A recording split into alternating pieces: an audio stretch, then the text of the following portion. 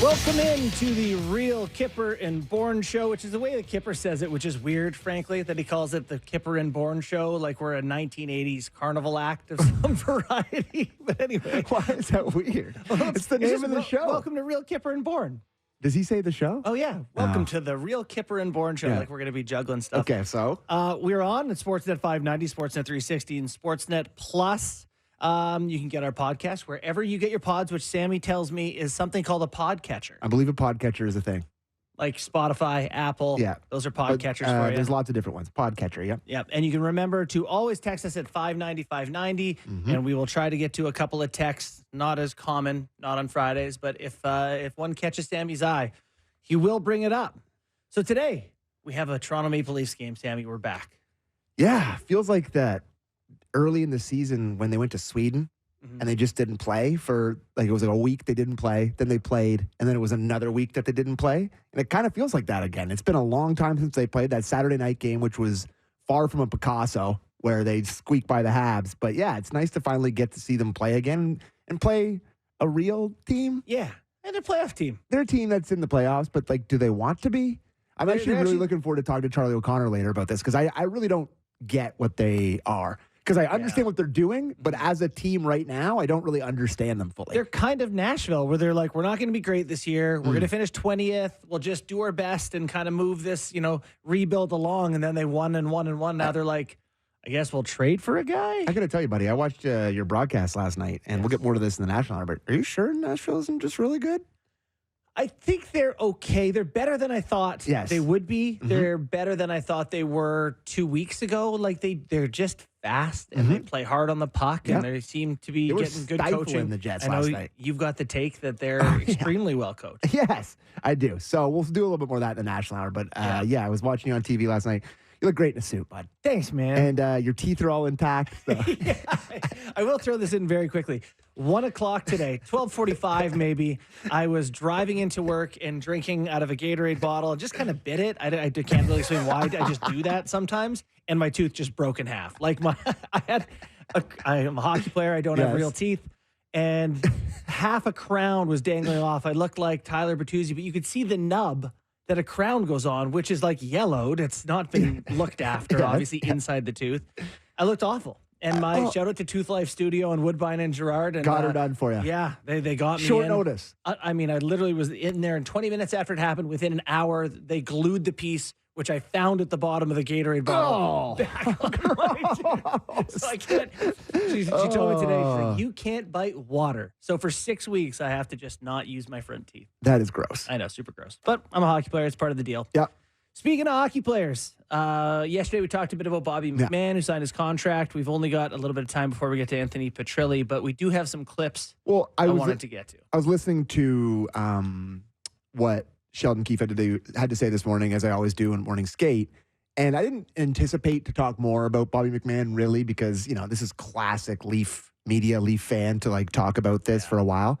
But what Sheldon Keefe had to say about him this morning actually stood out to me in terms of how he got here. So I just thought it was a good clip and we could kind of riff off the back of it, Derek, if you want to play that on McMahon. It's confidence and ability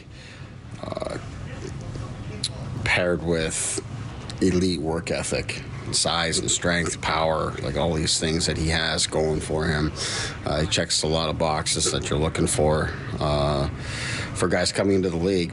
But you don't get to play in the league and come in as a 27-year-old rookie without really believing in yourself and staying with it and working incredibly hard. He's also fought through a number of injuries as well. He's had a hard time staying healthy. So, a lot of guys, quite frankly, with more ability than Bobby, they quit or they give up and they don't have the same drive and same habits and same commitment to it. So this is obviously very well-deserved and hard-fought for contract for Bobby. Okay, first off, Sheldon sounds like I used to when I was hungover. Yeah. Listen, I know what that sounds like. Yeah, it's like a Saturday morning when you're like, gravelly your mom calls you like, hey, she's like, oh, you had some fun last night? Yeah. But getting by the gravelly voice and a man who has been sick, I think, and going through the rigors of an NHL season. They've had 4 days off, so I don't know why he's feeling so grumpy. But just to go through what he said there, it is to me a huge testament to Bobby McMahon, but also just to opportunity and taking advantage of an opportunity, and not a full season, but, because he played games before what happened a couple weeks ago where he gets a hat trick, but he just, he changed his perception from the organization within 3 weeks enough to make himself $2.7 million. And to me, that is why you take the money. And he's talking about him being injured, and you talk about all that. Like, it really is an incredible sort of story for him. And I got to give him a ton of credit. And I love what Keith said about it. Yeah. And I love the phrase, elite work ethic. Yeah. Which is a cool thing for a guy who shoots it like he does. He skates as well as he does. He's as big as he is. To pair that with a work ethic. I read a feature on him. I know Luke had written a little bit on him, Luke Fox, and, talking about how he's, they're not from a ton of money. Mm-hmm. His dad was a, hard work and shift work kind of guy, and, put in the hours, to get to this point where you get a 7-figure guaranteed contract, well earned. And I think also adaptability, where he wasn't a physical guy. I think we've talked about in college that his teammate said, I don't know if he threw a hit in college, but here he is that guy. And there's another quote from Keith the day before with McMahon where he said, someone asked him what he wanted to see the rest of the year, and he was talking about cohesion. He's like, our forwards have been the same, but our D are different, so I want to see cohesion there. And on the front, the emergence of Bobby McMahon changes things. They're looking at his development as like, we have different options now because we believe we can play him not just on the fourth line now. Yeah, he's a real guy. He's a real guy. Speaking also of movement, a real guy. Bert? No, I was going to say, I thought did somebody say that we had Petrielli in my ear? Oh, I don't know. Oh, okay. Oh, okay. Great. I didn't get that in my ear. Oh, okay. I thought for a second that I was just hearing things. I was on the big desk, and I'm like, oh, no, am I hearing things now? But we do have them. Awesome. Well, we're joined now by Anthony Petrielli, writer at Maple Leaf Hot Stove, and a guy that we reference on the show constantly because he follows this team as closely as anyone and does great work. Thanks for joining us, man. How are you? I'm good, guys. How about you? We're good. We just spent like 7 minutes talking about Bobby McMahon for the second straight day. Are we overdoing it? No, not at all. He's entirely earned that contract extension. I'm excited for the team and for Bobby that they were able to get it done because there's definitely a Leaf playoff premium that comes into play at times. So avoiding that is a win altogether, I think. For sure. So, that's interesting that you say that because that's definitely going to be, that was Bunk's take yesterday when he was mentioning that he may have passed up money. They took the cash out a little bit here, right? Well, look at Ilya Lyubushkin, right? Like he comes to Toronto. Was he getting the 2.7 and change that he did? Without that, I'm not sure. Luke Schenn last year, I don't know if he was in line for 3 years and 2.75 before coming to Toronto. I would argue probably not. Yeah. So you come to Toronto, you have a few good playoff games. It's everywhere. Guys like us blow you up all of a sudden. It's like, hey. I would never. Yeah, you got the Leafs shine up and guys like us are talking about it on the radio and you make extra money. Yeah. Nice to be able to facilitate that. So one of the things that you do particularly well is just discuss roster construction and what's the optimum build. In my time with the Marlies, we actually would get a printout from the R&D team. Here's what we, statistically, here's our optimal lineup. But then you break it down. And it's like, okay, we can't have these PKers together because they're on different lines. And, there's a lot that goes into the thought process. So I think we should just start at the top of the roster at the Leafs. And, today Keith talked about having Bertuzzi back on the top line with Matthews and Marner. How do you see the top six of this team heading into playoffs? What's their best look?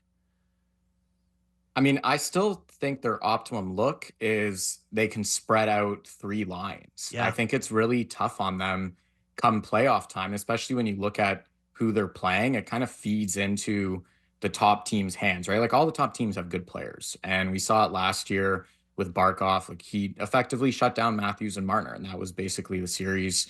We saw Bruce Cassidy talking about it a few weeks ago when he came into Toronto, just mentioning playing 3 lines, how he believes that's the way to do it.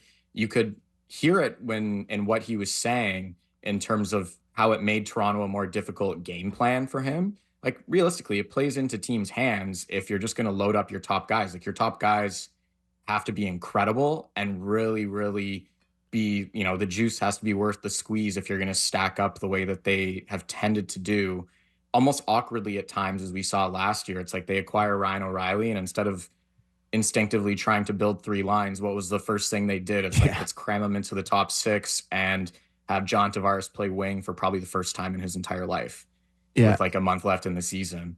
So I'm very interested. Like 15 points that first game the three of them played together. And everyone's like, when they played against Buffalo. Buffalo. Are we?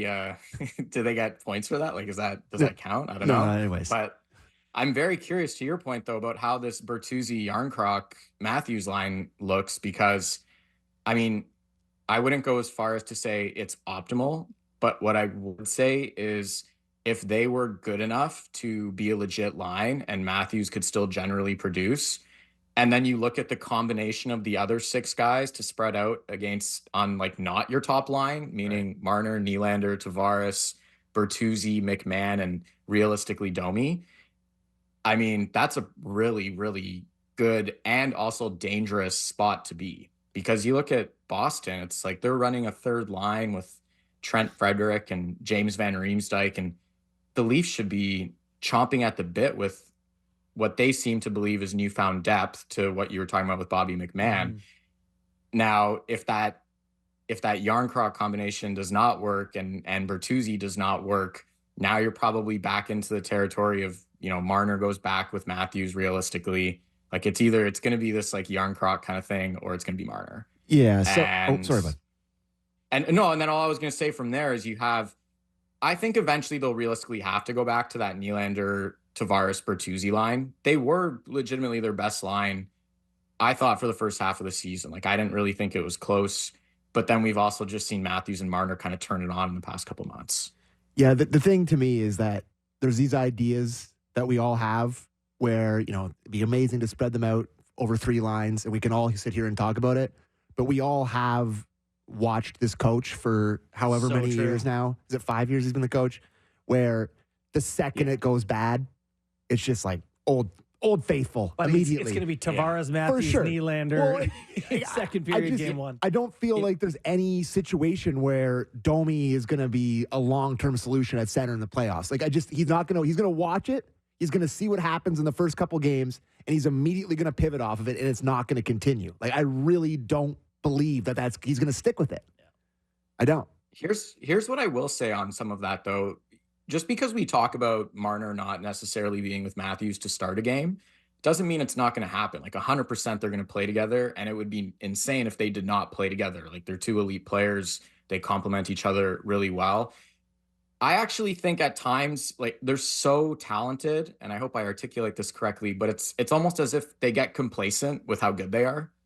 Like, they don't usually come out gunning for bear in the first period of a game. They usually just kind of get going as things get along or the game gets tighter. Like, I almost think there's something to, you spread it out to start, get everyone's feet wet, get everyone involved, and then at strategic times you load up appropriately, which again, they 100% should do, but it's just getting everyone involved, right? I think we've seen over the past month and a half here, there are more good players here than I think a lot of people gave credit for originally, the Leafs included. So, you mentioned Matthews playing with 2 non-Marner and Nylander humans, which to me is something that has always been a bit of a cheat code for this team that they've never really looked at.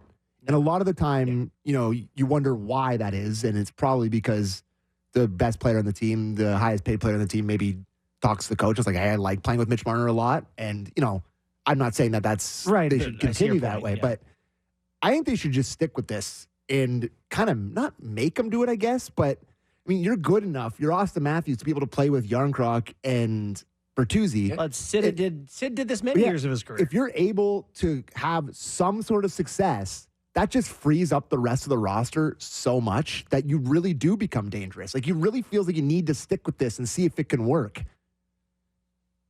Provided Bertuzzi, to be honest, I think the bigger thing is Bertuzzi holds up his end of the bargain. Yeah. I think we know what Yarncroc is, and he's pretty solid. And, Bourne, I know we were talking about it just over text. Like, not a great shinny player if you're Bertuzzi, right? Like, you No. can't be fanning on pucks in the slot all night. Yeah. Bertuzzi would be the And best playing Maple Matthews. Leaf if the game was 8-on-8. Like, the more bodies in congestion, he'd be the most effective player. Yeah, looking like Rennie Park out there. Just 10 guys each And I love side. what he brings. It's not to knock on him. There's Like, he not a does so knock. many good things. I know. He does so many good things. Yeah. And but like, at the same time, you can't be fanning on pucks consistently in the slot. You know, there was a play in that Habs game where a Habs defenseman lost the handle on the puck when he was walking the blue line, and it just, like, it trickled to Bertuzzi so slowly, and he still somehow, like, topped it and missed it, and the puck just stayed in the zone, and you're like, how, like, why? How did this happen? He has this thing about, like, not caring about his stick, right? He's got no tape on it. The stick, Yeah. like, maybe 10 minutes of finding a curve that worked Maybe might help. tape the stick. Perhaps that would help. Is I don't that know. a crazy suggestion? It is very frustrating to watch. So, in talking about where all these guys go, there's one suggestion for me that I find palatable, but I don't think you do, is David Kampf, third line center. And to me, if he's making, 2.5 or whatever, 2.25, enough money, he has scored 15 goals in a season, he is defensively responsible. If you take a couple of the guys who don't have consciences, like say Max Domi, Yeah. and perhaps a guy, I don't know if you think Nyes or whoever it may be, McMahon can play with them, but can you live with Kampf getting more of an opportunity than he's had this year? So you're thinking about it like oil and water, right? Like, you're thinking Camp covers for Domi kind of Yes. thing. Yes. I'm saying put him with a couple of guys who think one way and say you're the high guy all the time. I was going to suggest the other way, to be honest, like the complete other way. It's like, if you play him with like McMahon and Yarncroc, and they're just like a really good line that you can trust at all times, that can kind of just go, out on a road and settle a game down when it's getting silly in Boston, or Just to be the honest, it actually lowest event line on earth.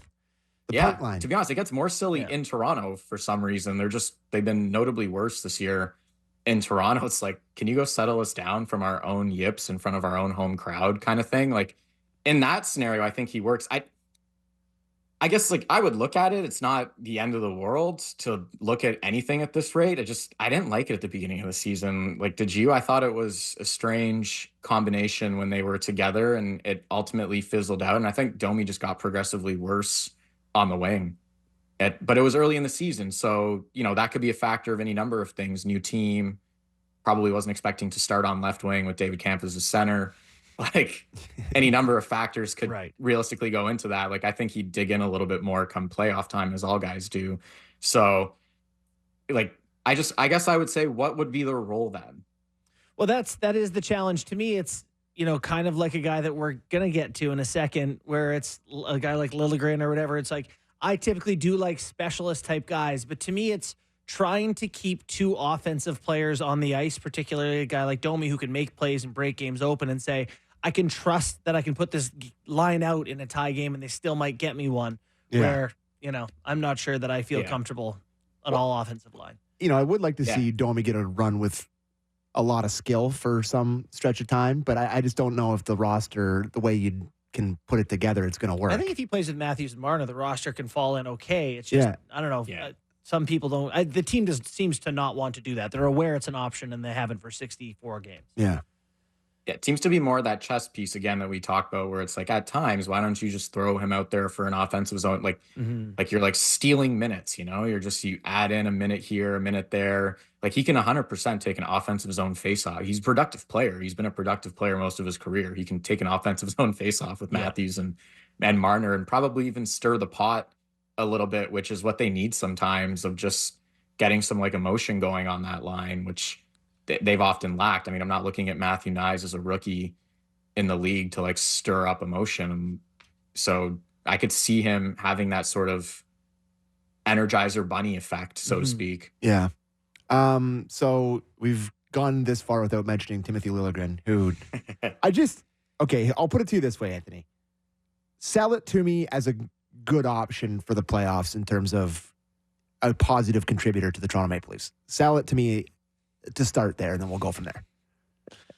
Oh man, I feel like I should put a hat on and Sell the ketchup full song popsicle and to the man dance. in white glove.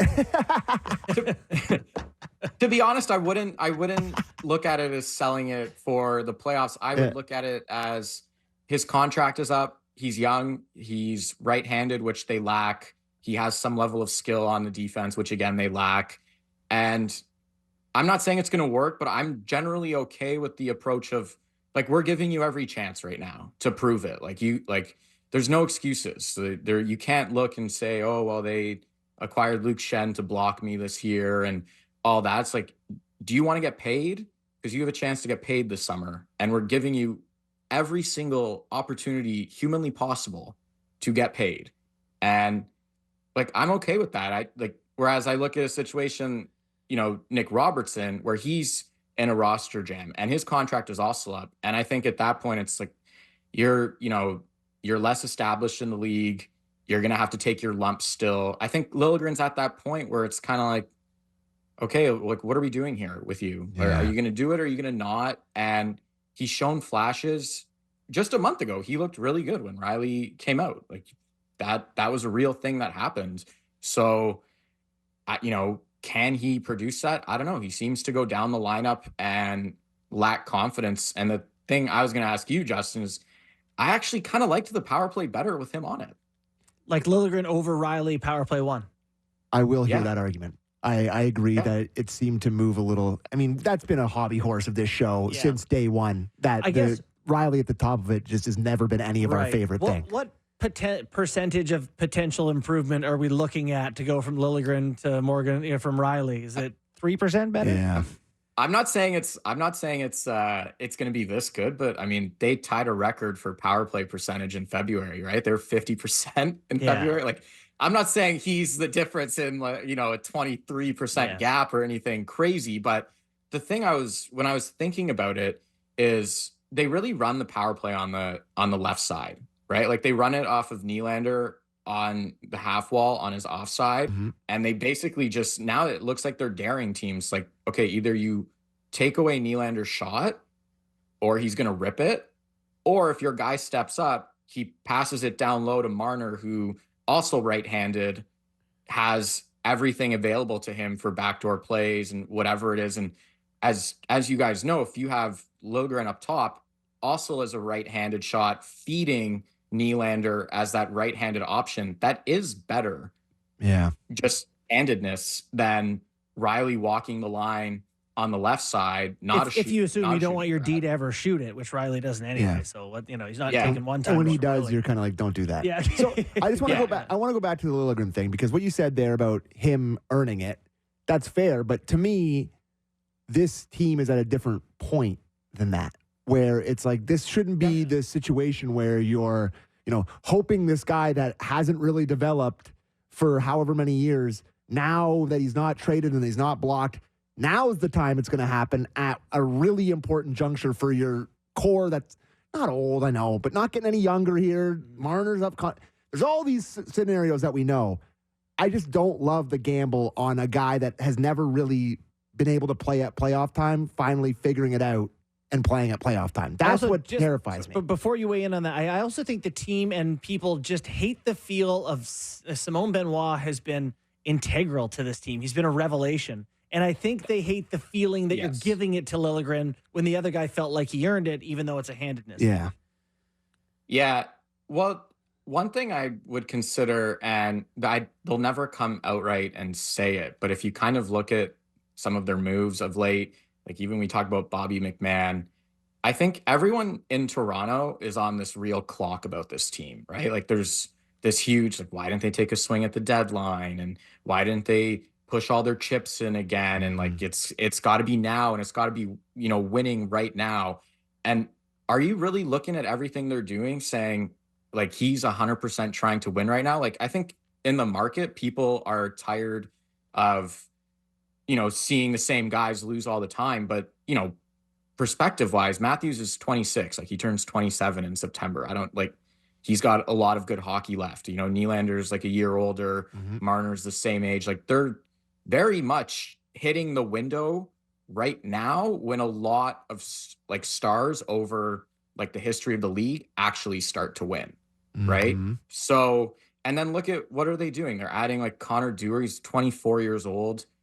I understand the role and I like the player, so it's not a knock on him, but like that, he's very much growing into that role of being a PK specialist and, you know, a checker and a guy that they can trust at the end of games. Like we're talking about Bobby McMahon. He has like 50 games in the league, right? And they're looking at him in the top 9. We're looking at Pontus Holmberg, who, you know, you guys go through Sheldon Keefe's quotes as much as I do. Like he talks about him all the time. Like he's talked about this young team. They have Nyes, also young, playing a prominent role. Like usually you don't have this many young guys in your lineup if you are like genuinely trying to win. So your point is this is part of a long-term that they aren't as win now as we may think they are. I think that's true. If you look at their lineup, I know people are frustrated by it, and I don't think they're punting on the season by any means. They obviously added some veterans to try to like plug gaps, and like I'm not giving them the out. Like if they play terrible in the playoffs again, like that's bad. Like you know, like the top guys can't do that again. But I think they're almost like it's not like a full step back, but like I think they are looking at it saying like how much better, like how much different are they going to be at forward next year? Realistically, like a lot of these guys are that drastically. I saw your piece there, and I looked at it, and I was surprised to see like that how many guys are under contract. I guess it's just the decor, but it's literally 10 guys, and then that's with Robertson and Dewar as RFAs. Like you could feasibly just re-sign them and call it a forward group if you know, does Easton Cowan make the team or whoever? Like that could literally be the group. I don't think it will be. I think they'll do some things, but by and large, and then if you break it down, like most of those guys are young and lack playoff experience. Yeah. So I guess to finish on Liljegren, if that's your best right-hand shot option in the prime of 3 of your guys' careers, that's my only issue. Because he is. It's an issue, 100%. yeah. And like that, I mean, I don't want to make this about Dubas, but like right-hand shot stuff was always a blind spot. Like it really was. Like there just never really was a great right-hand shot D-man in the whole era. And there still isn't one, I guess. Yeah. And we can finish on that. But to me, I'll say that it's set up for them to try to address that. For sure. In the summer. Like there's going to be enough cap space for them to take like a real significant swing at like one guy and like hope Brett Pesce's good in his 30s. Right. Yeah. But like if they wanted to do it, like that's the kind of guy that they have enough money that they could drop it on like one, you know, whether it's Brett Pesce or Matt Roy or like they try to trade for a guy, like they could 100% afford that and still have like this core around. Like they'll be a lot better next year with like, I would like to think should, you know, Matthew Nyes take a step, you know, guys like that are a little bit more comfortable.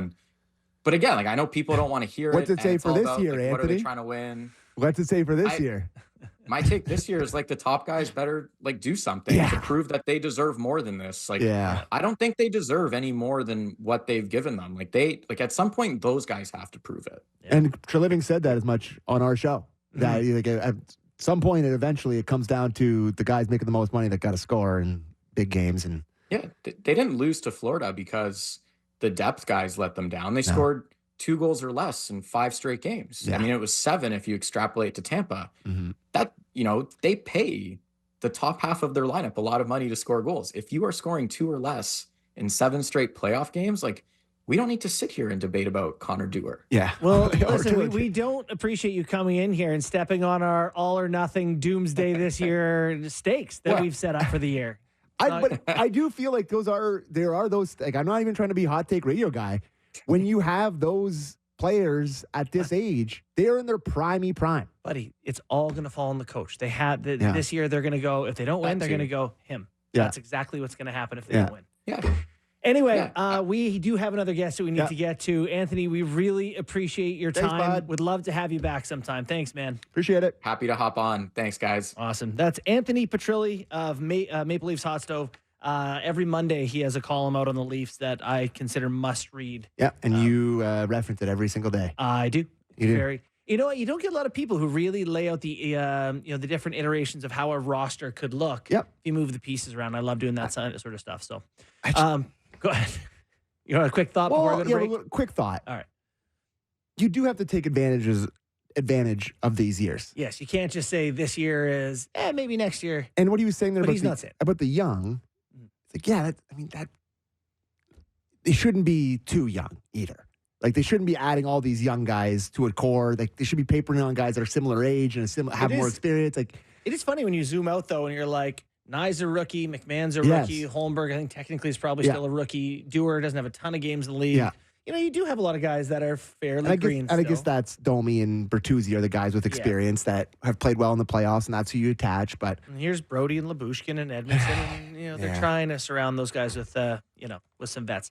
Coming up after the break, we're going to talk about the Philly Flyers. Leafs play the Flyers tonight. Charlie O'Connor of PHLY Sports is going to join us, and he's an analytics specialist, watches the team in and out. So, is he? Oh, he knows his numbers. Oh, is that what you wanted to have on? But Kip's not here. I got to do whatever I want. Coming up after the break, Charlie O'Connor. Welcome back to Real Kyper and Bourne. I am Justin Bourne here with Sammy McKee. We are going to be joined momentarily by Charlie O'Connor and talk a little bit about the Flyers. I'm excited to see this contest. No Torts behind the bench for Philly. Yeah. Still in the midst of a 2-game suspension for not leaving the bench. You follow John Boy Media? I love him, and I love his breakdowns. Yeah. I mean, I don't love that he's a Yankee fan, Yeah. and that part of it I don't love. But whenever I see him foray into other sports, I get really excited, and I've seen the Torts one, but I haven't watched it yet. Yeah. So I'm really looking forward to it. I mean, it is pretty self-explanatory, what you learn from, the video, but the Torch just wants to talk to the guy, and the guy's like, we're not talking. He's got a great voice, John Boy, for the doing delivery of just it, the way he says it. It's just a he very doesn't pretend normal. to do anyone else's voice. It's it. Exactly. Yeah. He just does it in his own voice, and I love it. So the Flyers are coming off a win over the Sharks, but before that, they got beat by touchdown by Tampa, 7-0. Yeah. Before that, they beat Florida. So I don't know what to make of this team. Yeah, neither do I. And so we have Charlie now. Perfect. That's why we're going to someone who hopefully does. Charlie, thanks for joining us, man. We really appreciate your time. Yeah, sure. Good to be here. Yeah, awesome. So maybe you can fill us in on what this Philadelphia Flyer team is compared to what they were supposed to be this season, and just sort of update us on where they're at in their progress on the season here.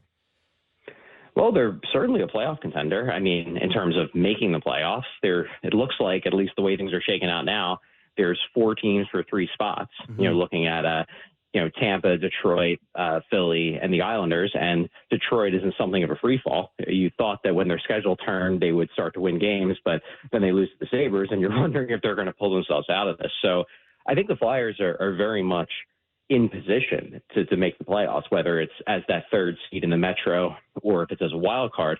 That said, they did purposely make themselves weaker at the deadline. The pairing of Nick Seeler and Sean Walker has been their most consistent pairing all year long. It's been their second pair. It's been really strong both by the eye test and by advanced metrics.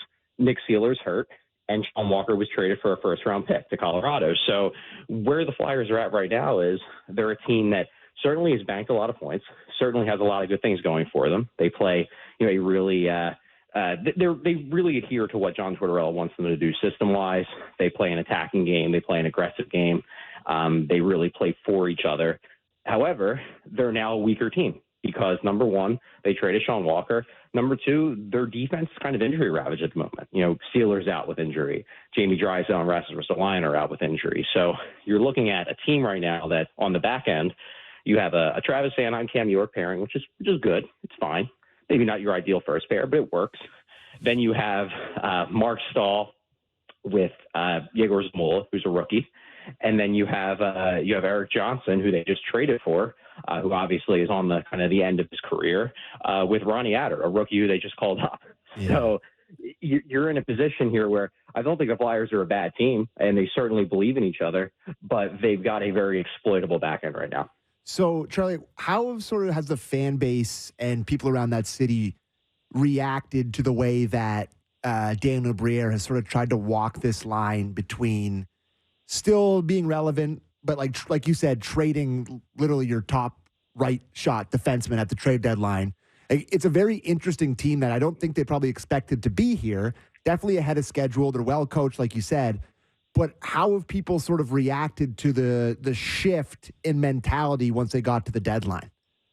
Well, it's funny. I don't really think it was a shift in mentality. I think you hit the nail right on the head when you said that they came into the season, not thinking they were going to be this good. Now, certainly they're not going to complain that the team's better than they thought it was going to be, but they came into the season preaching a rebuild. Danny Briere straight up said, we're rebuilding. The organization has said it on multiple occasions. And just because the Flyers are winning more games than maybe anybody expected them to, and that they're in a playoff race, It didn't change the fact that they were going to approach the deadline as a rebuilding team. So it's less that anything changed. Their approach certainly didn't change. It just maybe was tougher to understand from the outside, because you would look at their, you look at their place in the standings and you think, why are the Flyers trading Sean Walker? This doesn't make any sense. If you were listening to what Briere has been saying all year long and what Keith Jones has been saying all year long, it wasn't weird at all. It was just them following through with their plan. And I think they deserve a lot of credit for not deviating from that plan, despite the fact that the team on the ice was playing better than anybody thought they would. Yeah, we had Keith Jones on earlier this year, and he was like, yeah, we'll trade anybody. He was like in second. He's like, we're not great. Yeah. Charlie, so how is the team then positioned for years ahead? Like, what pieces do they have now, or how many do they have that will be there when this team considers itself Stanley Cup contender again? It's a fascinating question. They definitely have quality young players. And by young players, I mean guys that are in their early 20s. Tyson Forrester has really impressed this season, both as a two-way winger and, starting to develop a scoring touch. He's always been viewed as a sniper-type player, even dating back to before his draft year. So he's interesting. Joel Farabee's taken a step forward. They're happy with what they've seen from Cam York. So they have guys, and I'm probably forgetting a few, but really – the big thing here is Matvei Michkov. I mean, that's really the piece that if and when he gets to Philadelphia, he's supposed to supercharge the thing, because they know that while they have a team that plays a very cohesive style, that plays for each other, that plays hard, they just don't have the kind of high-end players that, say, a Toronto has. Like, the Flyers' best player right now is Travis Konecny. Really good player. Any team would love to have a Travis Konecny. But Travis Konecny is not ideally the best player on a contender. He can be at the top of the lineup, to be sure. He's a good player. But if he's your best player, you're probably not winning a Stanley Cup. So they know they need to get better pieces. They need to get more high-end guys like Konecny to really, send this into overdrive. And Michkov is the one obvious one, because obviously, high pick last year, talent through the roof. The question is, when is he going to get here? He's got 2 more years on his contract after this one over in Russia. We'll see how that plays out. But he's, I think, the first step. Then it just kind of comes down to who they can add in the interim. They have, 2 first-round picks this year, 2 first-round picks next year, 2 second-round picks in each of the next 2 drafts. They have young guys. They have guys like Oliver Bonk and Denver Barkey, who are having big years in juniors this year. So they have pieces. The question is, number one, can they make the right picks with those pieces? Number 2, can they maybe turn some of those picks, turn some of those prospects into guys who can, be the star level talent that maybe they lack aside from Konecny? Yeah. Bonk and Barkey both play with Cowan in London. Oh, boy. Yeah. Barkey's a big reason he's been on that long streak. They've been lighting it up. So I'm interested in the Michkov story here. Having a great year in the KHL, 41 points in 47 games. I believe that's 2 points a game here. I don't really understand how the KHL. Pretty well, though, yeah. But so what's the buzz on him? You mentioned him maybe coming over, not coming over. What's the story with Michkov, Charlie? Well, the buzz on him is that you talk to the Flyers and they will tell you that we are certainly prepared to wait it out. He's got 2 more years left on his contract after this one. When they drafted him with the expectation that he was going to play out the length of his contract with his KHL team and then hopefully sign a contract in the NHL and come over. Now, could they find a way to get him out of that contract sooner? Maybe. It's Russia. It's all trying to work out backroom deals and whatnot. So nobody wants to talk about it on the record. Look, would the Flyers like to get Michkov over here sooner? I'm sure they would. They also don't want to put him in a position where he or his family's lives could be in danger or anything like that. So they're certainly going to tread lightly here. But I think you have to assume that he's going to play out his contract in the KHL. However, if his KHL team opens the door in any way, or, sends out feelers of, okay, maybe we would let him on his contract a year earlier or 2 years earlier, whatever, I'm sure the Flyers would jump at it. But I don't think anyone can necessarily expect that that's going to happen. It's a hope, but it can't be an expectation. So the loss of Carter Hart from a hockey standpoint has been significant, I would imagine. What is the goaltending situation in Philly? Ersson has played 38 times this year and been about a 900 goaltender, which I imagine is probably what you'd consider that a positive year for him, no? I think Sam Ersson has been really, really good for the Yeah. Flyers. His save percentage is a little deflated because at the beginning of the year, he had a couple really, really rough goes. I think they would even acknowledge that at the start of the year, they maybe didn't play him enough. They were really riding Carter hard at the start of the year. Ersson would miss. He wouldn't play for 2.5 weeks. Then he would come in. He wouldn't be ready. So those first few games, I think he was trying to get a handle on how to be a backup. And also the Flyers weren't really giving him a fair shot because they were putting him in, less than ideal situations where he was cold and then he would get torched and then he would sit again. Really since early to mid-November, he's been really good. And that's not to say he hasn't had bad games. He had a real rough one against the Lightning this past weekend. But for the most part, I would say 2/3 of Ersson starts, and I've looked this up based on goals saved above expected on Evolving Hockey, but about 2/3 of his starts, Ersson stops more shots than you would expect him to, based on the quality of the shots he's faced. So 2 out of every 3 games, you can expect Sam Ersson to be not just holding down the fort, but actively helping the team win. I'm pretty high on Sam Ersson, to be honest with you. Look, obviously the Carter Hart situation is bad on a number of different levels, but the Flyers have a guy in Sam Ersson who I don't know what his ultimate ceiling is, but I do think he has the upside of being a number 1 goalie in the NHL, a starting goalie in the NHL, and they're handing him the reins. And honestly, he's doing pretty good with them. So we'll see how the rest of the season goes. Maybe he wears down. He really is the unquestioned starter for a team chasing down a playoff berth, but so far he's more or less met every challenge. Yeah, I mean, he's 6'3", 24 years old. He's not the goalies come into their own around close to 30. So that's not bad. I got to ask you a personal question here, Charlie, about covering torts. Does torts make you not better at your job, but you really have to think about what you're going to ask them when you go into these press conferences? Because it just feels like you say the wrong thing and you become national news Twitter, to him. I just, does it make you really, really think about what you're going to ask him? I'm just fascinated by covering torts. Yeah, I mean, in my opinion, personally, if you're not going into every press conference, every interview, and without good questions, that's more or less on you. I will say, when I first started covering torts, sure, I was a little nervous. You're worried about, okay, am I going to become his punching bag? Is he just going to pick me out? But that's not really, at least in my experience, what he does. He holds reporters to a standard where if you ask a dumb question, then he's going to call you out on it. Sometimes I think you can ask him perfectly good questions, and if he's just in a bad mood, he's going to shoot them down because that's just the mood that he's in. And as long as you don't take that personally, and as long as you just look at it as not that, oh, he hates me, he's never going to answer one of my questions again. If you just look at it as, oh, the team lost 4-1 and kind of loafed it for the final period, he's more angry at the team than he is at me, then you can shake it off. And I think truthfully, that's what a lot of the players have to do too, is that, Torts is the kind of person where he can be in your grill screaming at you 1 minute, and then the next day he passes you in the hallway and he's all smiles and gives you a wave. And it's like, okay, well, didn't you just say you hated me yesterday and that I was a waste of space on the bench or whatever? And that's just Torts, though. Torts' thing is he has a short memory in terms of not holding things against players. Now, that's not to say that there aren't guys that end up in his doghouse for the way that they play, for the style. But if you're a guy who makes a dumb mistake, he's going to ream you out for it. But then 2 days later, he's not going to hold that against you if you go out there and try to make a play and then make a play. So it's kind of the same thing with covering him, where, you're going to get yelled at sometimes. You're going to get some eye rolls. You're going to get some dagger stares. But if you do your job well, I think he'll respect you. All right.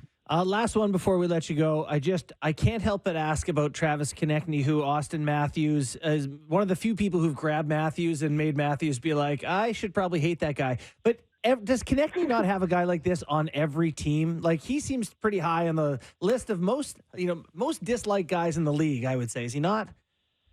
I mean, he likes to chirp. He likes to get in post-whistle scrum, definitely. But that's his game. Yes. He is, and I feel like it's just as it's an insult to call Brad Marchand just an agitator, because he's a really, really good player in addition to being an agitator. I think it's an insult to say that Travis Konechny is just an agitator. I mean, this is a guy who, for the past 2 seasons, if you look at his 82-game pace, he's basically on a 40-goal pace across 2 seasons. He's a really good player. But I think that he's a better player when he's playing with emotion. And one of the ways that he plays with emotion is chirping at other teams and getting involved in scrums and, giving some little punches, along the boards and things like that. Like, that's just the way he plays. And, John Tortorella said it on multiple occasions this year that, when Konechny has maybe taken a bad penalty or, retaliated, and Torts is like, look, yeah, that was a bad penalty, but I'm not going to stop Travis Konechny from being Travis Konechny, because if I try to do that, I'm going to lose all the good things. And I think that's really what it comes to with Konechny, where, yeah, he is an agitator. He does like to annoy other teams, but it's not like that's just who he is. He also is a talented scorer and probably the Flyers' best all around. Maybe not all around, definitely their most talented offensive player, without a doubt. Well, at least you've had lots of storylines to cover this year with Philly, so we appreciate you taking the time to fill us in today, man. You got it. Thanks, guys. Thanks, man. All right, that was Charlie O'Connor of PHLY Sports, beat writer there. I mean, that guy knows the team in and out. Yep. Konechny and Matthews going to go at it tonight or what? There are two guys that I think Matthews would fight. And he already did fight Stamkos. Well, he fought him. Yeah. I mean, it looked like a fight between the first fight in NHL history between two 60-goal scorers. It sure looked like it. Yeah. But a one that he would actually really get into, I could see him fighting Rasmus Dahlin. Yeah. Who he seems to hate. Yeah. I don't know what it is. The cross-check, he got suspended. He's just never really seemed to like him. And Konechny's the other one. Konechny and him is they always... Oh, I hate that guy, too. They connect. They have some sort a of lot. connection. And the problem is he doesn't have his father, Giordano, to come jumping in for him tonight. So, buddy, he'll be in his grill, 100%. Well, and the thing is, like, Matthews and Dahlin, he can go at Dahlin because Dahlin's what? 6'4", 3. Dahlin's he's big. Big. Mm-hmm. Konechny's 5'10", 175. Like, Matthews can't go at him. What he should do is the way Dustin Byfuglien treated those two guys from Vegas once upon a time. But it's, to me, not in his nature. Konechny's just, but the thing is, you can be big, you can be small. Konechny's just gritty and tough. And it's like, you don't want to go near that. No, like he's playing those guys. Exactly. Especially as a tall guy. It's like, that's the one type of guy you do not want to go up against is the small guy that's frothing at the mouth. That's like the worst matchup possible for him. So I could see him fighting him though. If there's ever going to be those are my two guesses for guys that he would fight. It's funny that before we talked to Charlie, I thought Philly didn't quite punt on the deadline, right? Like they traded, they had a Dennis Gurianov, who I like, and he had a good rookie season. He's struggled a bit since, but I like him. They tried to replace Sealer by getting Eric Johnson, at least a guy with playoff experience who could help in the postseason. But boy, when he was going through that D, and it's thin. Mark Stahl, Ronnie Attard, Igor Zamula, like Eric Johnson, I couldn't help but have my ears go, I'm sorry, what are the bet 365 on the over tonight for the Leafers? There could be some goals into the net tonight, for sure. And Arison, hadn't been carrying the load, went into Tampa and gave up 7. Now he's playing a lot more hockey than he ever has. Yeah. And if I remember correctly, Matthews, the last game they played, they beat them in overtime, and Matthews scored a natural hat trick to come back, right? And he shot 3 clean right by Arison. Is that right? Yeah, I think that's right. And you don't remember. Okay. Well, I watch Leaf show. Leaf show. I'm like, tell me I'm right. He has 6 hat tricks this year, doesn't he? Yeah, he does have 6 hat tricks, which is a really absurd number. And it was that game that he scored a hat trick against him. And there'll be some goals tonight. So we'll look out for that. Hate the Flyers. The Flyers to me are a very, like an old school rival for the Leafs. Like from my youth, the playoff battles they had with them, Jeremy Roenick shooting it in, Tucker smoking Sammy Kapanen. Like there are some battles with the Flyers, and they are a sneaky big rival for me. So going into that building, having them kind of being back as like a mean team is good. Again, like they're kind of getting that mentality back. So I love a Leafs-Flyers matchup. Great Jersey battle. Love it. I do too. The Leafs will get the Flyers today, and then again sometime in the next 2 weeks. I think I covered this yesterday, where they also play the Capitals twice. They also play another good team twice, Carolina twice. So a lot of Metro Division opponents coming up. Yeah. Just looking forward to that. Was it a plane? Okay.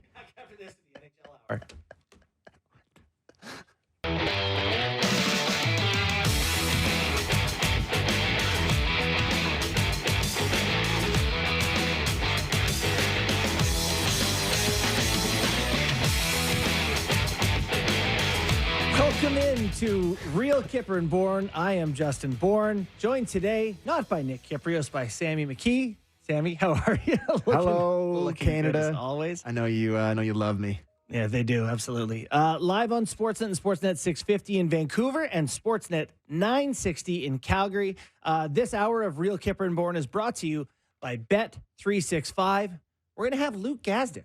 He's gonna walk in. It's gonna be an exciting moment where he walks in during the show. I always love those seating. Yeah, well, I'm looking at the door. I can't wait. And actually, I'm fascinated to see the seating. I don't know if people will be able to see it at home, but how tall are you? 6'5". 6'5"? Yeah, 6'5". Gaz got to be that. Yeah, I would think. Does he still play? I don't know if he still plays. The Zags need a guy. I bet you we he'd could play. use it. We could use it. It's fascinating too to me. And actually, Oh, come on in. Good. Oh yeah, come on in. It's hot in here. Though. Yeah. You got a vest on. Good Yeah. luck to you, pal. Yeah. Come and join us over there. Hey, buddy, how are you? Nice to see you. Nice to see you. Welcome aboard, buddy. Come have a Yeah, seat. we're on. So we're we're going to talk a little bit about the Edmonton Oilers. Obviously, you're familiar with that team. But before you sat down, I was just talking to Sam about who's taller between the two of you. He's Taller? Yeah. I've truly never seen him stand up He's before. 6'5". I'm 6'4". You're 6'4". Okay. Yeah. And you know what does fascinate me as well is you see those linebackers that play at 390 or whatever. Then after their career, all of a sudden they're like 290. Yeah, Joe again. Thomas. The guy from Joe Thomas, the guy from the Browns, who was Trimmed up Oh my God, immediately? yeah, he's jacked now. How different is you've gotten very fit since you stopped playing, but in a Yes. different way from your playing weight, right? Yeah. My rookie year in the NHL, I'll never forget this. The heaviest I played was 248. So I was Oh my 6'4", God. 248. I'm about 6. Well, I'm still 6'4". I haven't changed height, but I'm about just under 220 now. Yeah. I was getting to the point where it was out of control. Like Dallas Eakins pulled me aside after my first year and was like, "Listen, kid, we love everything you're doing, but get on the bike this summer." So you were the reason they got rid of the donuts for the media? That was before me. Did he Oh my ever God. cause quite a stir? Buddy. He came in so hot. He still tells me to the day, because I ended up playing for Dallas again in San Diego at the end of my career. And he still tells me, he's like, that was just one of the many mistakes I made. when I He came regrets in. that? 100%. He's just like, I came in, poured gasoline on a fire that was already going. The vets hated that he took all the snacks off the plane. Yeah. And that was in the media room that he took all the I stuff. mean, Like, Listen, just- I've been around a lot of media in my life. Don't take away the treats. But it's funny because, there are people who hold themselves to a different standard. When I was with the Marlies, Brooks Light got sent down. Oh, yeah. And at one point, he came on the bus. And, in the minors, you're going city to city. You got a game one night, you got a game the next night. What's on the bus? Boxes of pizza. yeah. It's carbs, some protein. Yeah. It's something you can immediately eat. And he came and took the buses, the pizza off the bus, and was giving it to people. People are around the bus looking for autographs, and he was trying to give away the pizzas. And the team had to be like, "We don't care that you don't want that. That's what they needed." That's what they get. Yeah, but he was just a different I level love of yeah. So did you have different coaches over your time there? Went about those sort of things very differently, I imagine. 100%. Dallas was very much fitness focused. He loved the stationary bike. Personally, or for the guys to be on it? Both. Yeah. Both. He really didn't try to imprint too much on guys, especially the higher end skill guys. He really wasn't on them too much. But for me, a guy that played anywhere from 4 to 8 minutes a night, 10 minutes was a really good night. I had my own USB chip that went into the stationary bike. So after every game, I had to plug in and I had certain rides that I had to do. Really? Yeah, it was wild. And then they could calculate and they had all the data in there. After every game, it was wild. I was in there minimum 40 minutes on the bike after every game, full lift, everything. Wow. Damn, that's And the heavy. fitness tests were out of control. That was some of the hardest stuff I've ever And done. that's with Aiken Valley. specific, not to all your years there. No. So I No. went to one NHL camp, and it was the Islanders. Bill Guerin was the captain at the time, and I remember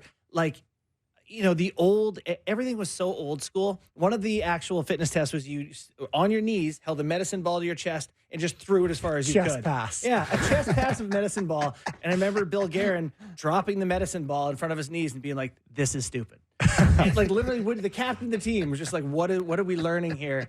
So you can imagine it's different Yeah. team to team on. No, it really was. I got to ask you something. So I saw Simone Benoit on Yes. your podcast, Yes. Mitts Off podcast, and he mentioned where he loved milk. and he talked about how much he loved milk. We got him a sponsorship. Yeah, I was gonna say, but now it was like True story. But He just did a milk ad. Everyone's like run with it, and I saw it on like the Leafs. They did like one of their state-controlled media things about him drinking milk, and he can like nail the percentages of milk. You started the milk thing. Yeah, we started the milk trend. I rented this space and called him. So he was a teammate of mine for 2 years in San Diego. He ends up here.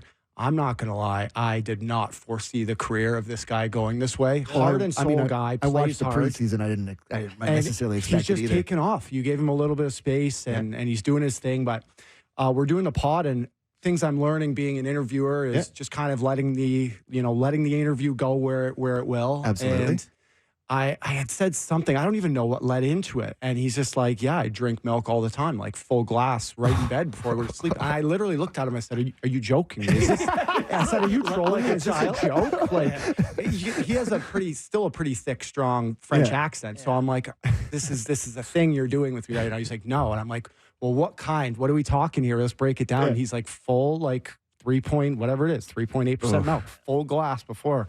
So they call him the milkman. Yeah. The boys call him the milkman. And then like a week ago, or even less than a week ago, I go on Instagram and he's got a sponsored ad with milk. Well, it has to be the best part of the Toronto market. Like Noel Achari came here and was like, the guys call me Cookie. And Tim Hortons is like instant sponsorship. Mikheyev with Campbell's soup. Yeah, he literally said, I believe, I like soup, or maybe soup is underrated or something. Probably not underrated. He doesn't know that word. No. But had a soup sponge. So that's a very Toronto market thing. There you go. So credit where it's due. Got the man a sponsorship. That's all appreciate podcast. Check it out. A lot of good stuff, good guests. And you get guys comfortable, right? Yeah. I try to keep it light.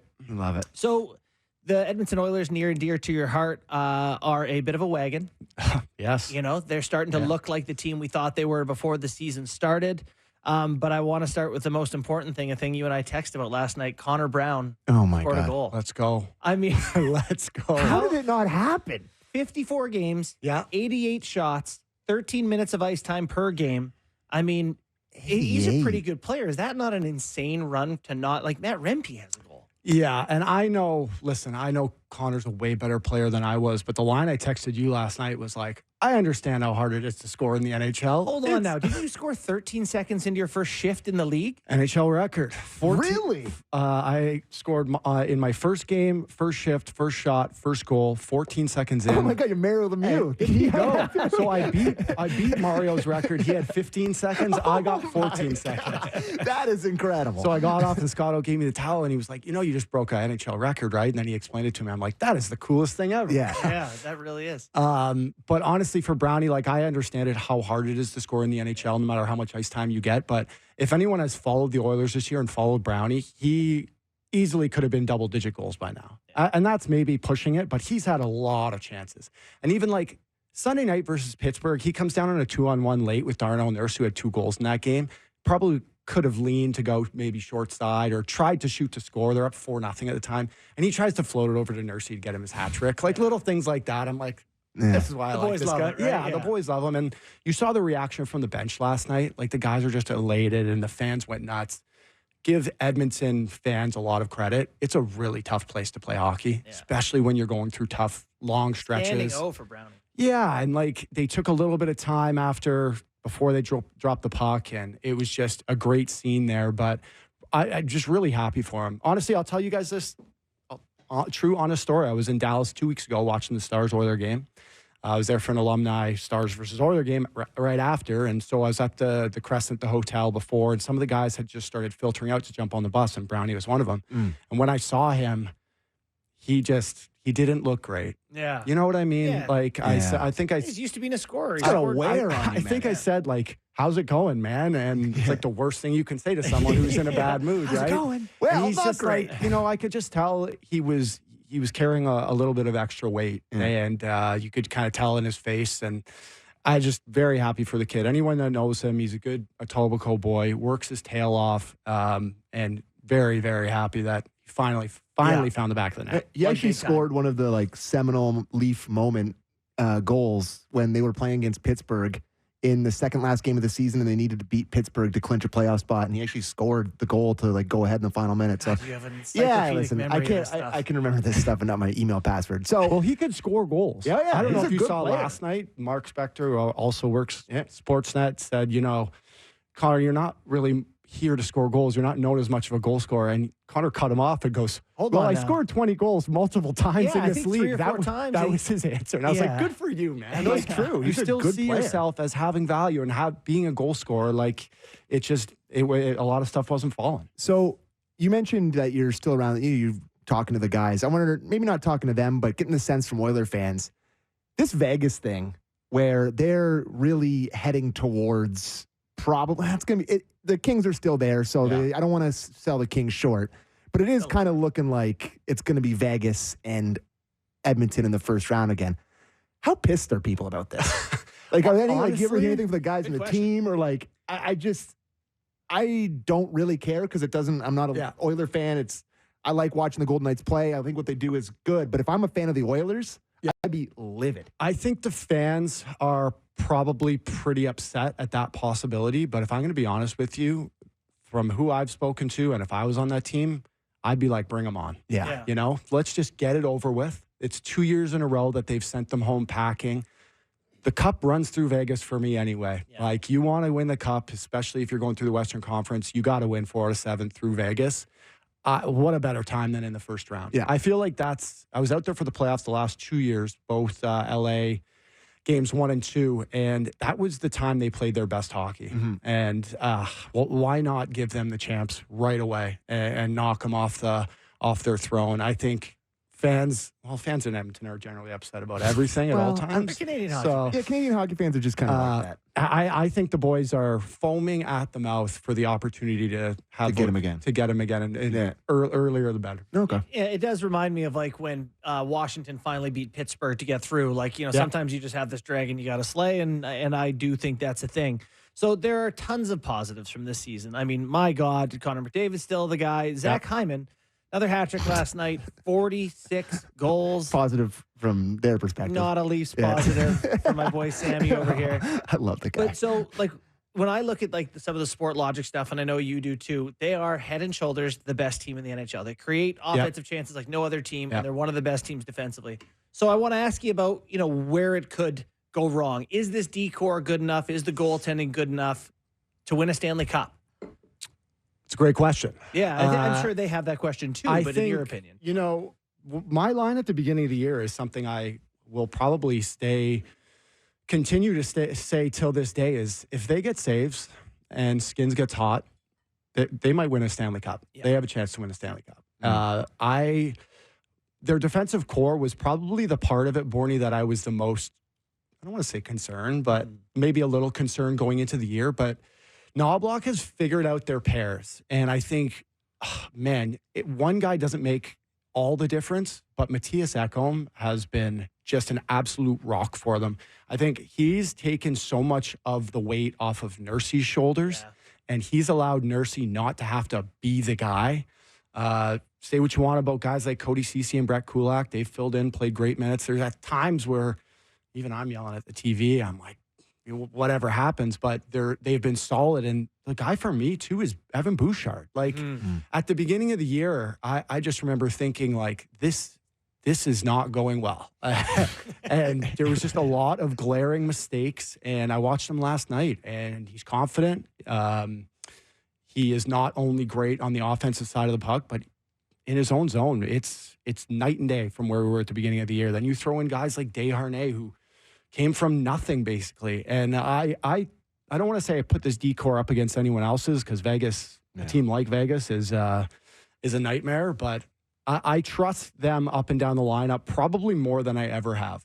And I just hope Stu can continue to play the way he's playing, because I think it starts and ends with them in net. It's crazy. You just mentioned, Evan Bouchard struggling at the start of the year, and that whole thing, like, how far they've come. Because I just remember the amount of conversations we had, me included, Dumbo, being like, they're going to miss the playoffs. And it was so bad at the start. Like, unbelievable. It was a circus how bad it was. I don't know if a team this good has ever played that bad. No, I can't. It was insane. I remember, like, the culminating loss was in San Jose, 3-2, and I had to do the old Sportsnet Central hit after with, I think it was Ken and Ivanka, and even myself, I was so mad. I was like, this sucks. Like, what is this team doing? They're so much better than that, and I truly can't wait to film a couple pods this summer. I'm hoping I can get one of the big boys to come on. Like Leon would be great because he has no filter. Yeah. Right. And just be like, what was going on? What the 'Cause hell I happened? genuinely want, like, I want to ask them and hear an honest answer. Like, there are games and there are times in the season where things just aren't going right, but that was like another level. But it's been night and day, and I don't know if you attribute that to the coaching change or just better goaltending or their stars have been better, but it's like a whole different team, and that feels like forever ago. Yeah. So it's definitely a lot more fun to cover and watch now. How has Corey Perry fit in, now that he's had a run of games? Has he been effective down the lineup? Like, they've been so desperate down the lineup to find someone to contribute, and now the additions of Henrique and Sam Carrick and Perry, and it feels like this team is pretty close to 12 forwards deep now, which you can't say in the past years. Yeah, I think they're struggling on where to play him. Yeah. So he played on the fourth line last night with Carrick and Janmark, and it didn't exactly work. I should be pumping up the fourth line, and I'd say if there was any criticism out of the win last night is that the fourth line wasn't great. They were the only players that were minus. They were out there for a goal. I just don't think Pears. I don't want to say don't think he could play fourth line, but I think he needs more elevated minutes than that. And he's great PP2, but there is no PP2 in Edmonton, right? Or like if Toronto. they do, Yeah. they get 20, 25 seconds. Like, we got them for an extended period of time. There was a 4-minute minor, double minor for high sticking early, but that's about it. I just think Chris is really trying to figure out where he plays in the lineup. To me, I see him probably second line right wing spot, but Fogle and McLeod have been great with Draisaitl, which doesn't look like a great line on paper, but I think once they figure out where he'll excel, he's going to give them a lot. And off the ice too, right? He's the guy who's been there. He's done that, calmed the room down a little bit. So I think it's been overall a pretty positive addition. No, I was just going to ask about Hyman. I don't even know what the question is. What? How is this What is happening? going on? Ron McLean question, or It's just like- go Zach Hyman. But Zach Hyman. You just throw it to him and let him. Well, it's truly, even for me, like, it's been probably the most fun player to watch. He's been more fun than McDavid for me to watch this year. Because I think I worked with you last week when I was talking about, or maybe it wasn't, whatever. It's not easy to play with Connor. People say like, oh, yeah, he has 45 or whatever he has because he's playing with Connor. You're like, no. They've tried so many guys playing with McDavid over the years. Not only does he hold you to a higher standard, like, you can't go back to the bench and be like, hey, sorry, bud. He'll look at you and say, don't say sorry. Just do it right. Like, make the play next time. And not only that, but you have to keep up with him. And I think that's one thing that goes unnoticed about Zach is how fast he is. Like, he absolutely boogies down the ice, but he's a driver. He goes and wins battles in the corners. Once he gets the puck, you cannot get the puck off him. And once he gets in the mixer in front of the net, like, it's game over. I hadn't seen anyone that has the ability to finish like that net front in a long time. He's making what he's doing look so easy, and I hope people appreciate how hard it is. Well, part of it is like the heaviness on his stick and like having a center of gravity as low and strong as his for a guy who's not small. Like, he's just a dense body that just takes up space. So, well, who was it that we had on earlier in the year that said he does as much for McDavid as McDavid does for him? And I forget who it was. Probably. But there's part of it when I watch the Oilers where it's just the lanes that he opens up for McDavid going towards the net and the pucks I he think it digs. was Rob Brown. Yeah, it who was. actually very good. No, but it's just you watch the way that McDavid has space in the offensive zone and him going to the front of the net and he opens stuff up. The way he gets his stick in the right spot for him to pass it to him, it's just he does a ton for. Because defenders have to respect dream. him, right? Like, they have to respect him now too. And I know nothing against Nuge, he's been great, but when you throw Leon up there too, like that, oh my gosh, the three of them together is a nightmare. So honestly, just Zach's been really fun to watch. They said on the broadcast last night, it was interesting. I started Googling it after that he's probably the best Edmonton Oilers free agent signing of all time. And I started looking at the list. It might be the greatest signing of all time. That's what I'm saying. And then I started looking, and then I saw another tweet later was like, maybe not just Oilers, maybe like all time. Yeah. For the price that they're got him at, for the term, and for what he's accomplishing is insane. How many years into it is it now? Is this three? Yeah. It's like now would be the time you're supposed to be like kind of starting to worry about it. Yeah. And it's just only getting better. He's going to score 50. Yeah. It's ridiculous. He's easily getting to 50. So he might finish second. That might be one of our things tonight on the show. Is he going to finish second in the league in goals? It's a good possibility. I wanted to ask about a non-Oilers question about Nashville. Yeah. Because Borny was on the game last night. I was saying yesterday that if Brunette did what he did with the sphere cancellation, and that was also Barry Trotz was involved clearly or whatever. Yeah. But if he did games in points in 13 straight since that. If they did that in Montreal or here or in Edmonton, everyone would be like, this guy's the coach of the year. This guy, it's not even talked about because it's Nashville. But that is an unbelievable turn of events to do what he did and then have them have 13 straight. Like, it's crazy. I know. No, it's not. It's not a coincidence. Are you Honestly, crazy? Even if it's not a coincidence, I'm just saying, like, I agree with you. It's 13 straight games a point. Oh my God, can we not act like it was such a huge thing? Yeah, like it was a thing he did. That's great. You know what? I'll debate you a bit and just say that there's not a lot of moments during the year where you get to do things like that with your full team all the trainers and coaches and everyone involved and together. There's just like so few moments that you get to do stuff like that. Right. And I have it on good authority that Bruno actually had nothing to do with that. Like, that was straight Trotzy. My narrative is dead. There's a GM of the year. GM of the year. But I mean, coach still has to sign off on it, so I don't want to say nothing. Yeah. But, man, was I ever wrong on that, too? Like, I'm sitting there off air going, like, this team's done. This is the worst thing that could happen to this team. Like, I think I made a bigger deal out of it than I'm kind of on your side there a little bit. But it's hard to ignore what they're doing. I still don't really see them as a contender. Yeah. But my goodness, they're playing some good hockey. It's really tough because the top of the West is a meat grinder. And so you're basically throwing Nashville to whichever predator catches them first. So they'll give somebody a decent good predator. Good time. I'd say they give somebody a decent run the first round. Won't win, but they take a game or two off somebody. Probably not. Okay. You know what's funny, though, is remember Daryl Sutter said about Colorado was it a waste of 8 days is his line? Yeah. Nashville took Colorado to overtime, I think, in all 4 games that Colorado did win. So there you go. Yeah, they'll hand in there while they're losing. So looking around then at the West, you know, who's Edmonton's biggest competition? You got Vancouver. Just even keep it in the Pacific if you like. Yeah. Vancouver and Vegas really seem like the top dogs. Yeah, and I know we spoke on Vegas. I still think they have, I don't want to say the edge on them, but the mental edge for sure. Yeah. Vancouver's the team that is such a wild card. And I've continually doubted them the entire year.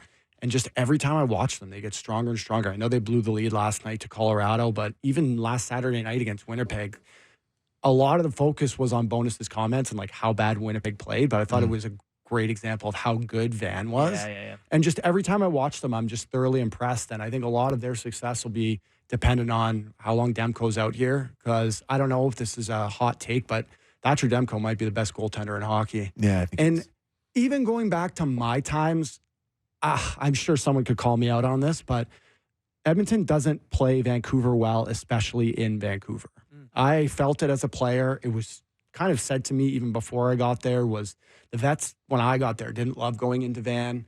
I know they had a different, makeup of the team at the time, but they lost big early this year, and I know they have that in the back of their minds. 8-1 in the first game? Yeah. Oh, my Can you believe that? Actually, wasn't it both of the first 2 games? So and then they got smacked 7-something, whatever it was. God. Yeah, I still think Van is the team that is such a wild card for me. Could go either way in the playoffs, but I think there's another team that I think Edmonton wants to have a little revenge on for early in the season. Yeah, it's tough sledding whoever you end up facing. So they're going to get their chance to play plenty of good teams. You live here in Toronto. You follow along closely with what's happening there. How did you? Hold on. Are we sure we're allowed to do this in this hour? Well, we don't want any complaints. How did you feel about what the Leafs did at the deadline, grabbing Edmondson, Lyubushkin, Connor Dewar? Is that enough to make them? Can they win a round with what they added? Yeah, put it this way. I didn't hate anything they did. Like, I liked all the pickups. Yeah. I just thought, for once, could we just, take a swing at somebody? I know they didn't really want to part with their prospect pool and the big boys, kid playing in London, obviously, and they didn't want to part with their first rounder, but I would have liked them to just, gone a little harder, maybe. And whether that wasn't out there, I know they said they tried hard for guys like Tanev, but listen, you can't fault any of the moves they made. I think it makes the team better. It doesn't make the team worse. I mean, all 3 of those guys is going to give you some good minutes. I just kind of wish they would have, sent it a little bit more. Is it Parayko, or is that the name to you that was thrown out there that No, the one that with Parayko that scared me is the term that he has left after this, at the age that he is. No, I don't even know who exactly it would have been if I had someone in mind. But Well, that's Kipper's thing. He's like, we sit here and talk on the radio. He's like, if you're an NHL general manager, you find the guy that you take a swing with, right? It's like not our job to do that. But I kind of agree with you that you would. It's just, I think it's maybe a product of the trade deadline where you see all the other teams, like I said, big sexy teams getting big sexy players. Yeah, and you're getting just better like, around you. Like Instagram. You look at everyone else doing great, and you're like, why am I not doing that? I know, but I just, you see Vegas do what they did, but I feel like there wasn't a ton of teams that did the like crazy stuff, and especially their direct competition. Like Boston didn't do a whole lot. Florida gets Tarasenko, but that's just because he wants to go there. I would hope it would be enough to get them out of one round. I really, really do. I think it depends who they draw. Florida, to me, is just nightmares. Yeah. There is no worse matchup for them. There is not a team that I'd rather see less early if I'm a Leaf guy than probably Florida. Boston's an interesting one, but it's going to be tough to get out of that division as well, man. It is. So last one, and then we'll set you on your way. You're on TV tonight, and I'm assuming looking as handsome as you are. Oh, yeah. No, he just wears this every day. Three-piece Thursdays, yeah. Matt Rempe, I'm sure you've been asked about him. You came into the league. Someone made an impact as a tough guy yourself. What are your thoughts on the first 10 games of this kid's career? Wagon. Oh, my gosh. Yeah, you like him? Listen, it's hard for me to be hypocritical on him because I came into the league in similar fashion. I led the NHL in fights as a rookie at 23. He's 21. But I also didn't elbow 2 guys in the head in my first 3 weeks. Did you ever get suspended? 0 suspensions in 11 years pro. So I understood that there was a line you could play on. There were just a couple things that I didn't like and haven't liked about him. Like, I understand fighting in hockey is kind of archaic. It's starting to become, it seems very barbaric. I still think it has a place in the game at times. Like when a guy like Curtis McDermott gets traded there, his job is to deter stuff like that from happening. So he asks them to go early. I mean, if I'm Matt Rempe, there's just no way I'm saying no. Yeah. It feels like it's going to happen. I'm glad to hear he's saying that. I just like, even if Laviolette's like, absolutely no way. Like if I'm at home at MSG and their tough guy is standing at center ice shaking his gloves at me, like, I'm not saying no. You're gonna deal with the punishment from the coach later. Like I'll take the brunt of that after. I'm not saying no in front of all my teammates. And then he goes and throws this massive elbow, and I really defended him the first time with the Bastion hit. Yeah. Like, oh, he's 6'8". Like it's hard to tuck your elbow. And then it happens again, and you're like, oh, so maybe this wasn't a mistake, right? And then the little wave after probably just. I didn't love that stuff either. You're 6'8", you're not 5'8", right?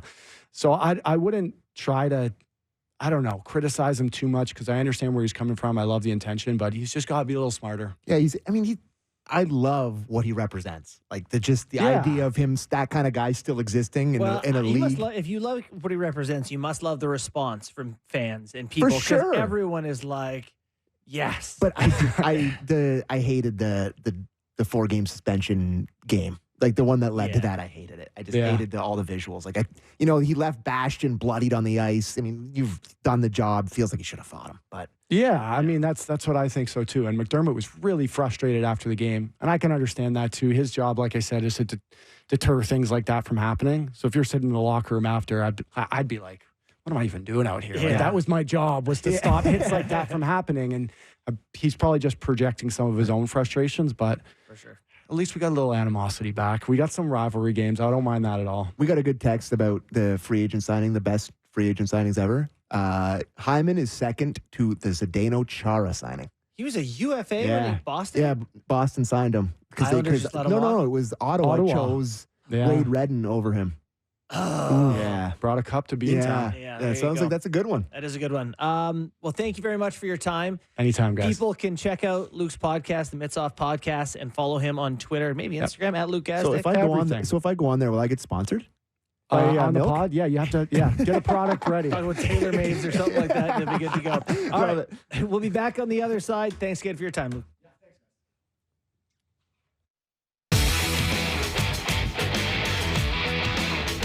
Welcome back to Real Kipper and Bourne. A big thank you to Luke Gazdic. That was awesome. I really enjoyed that. Me too.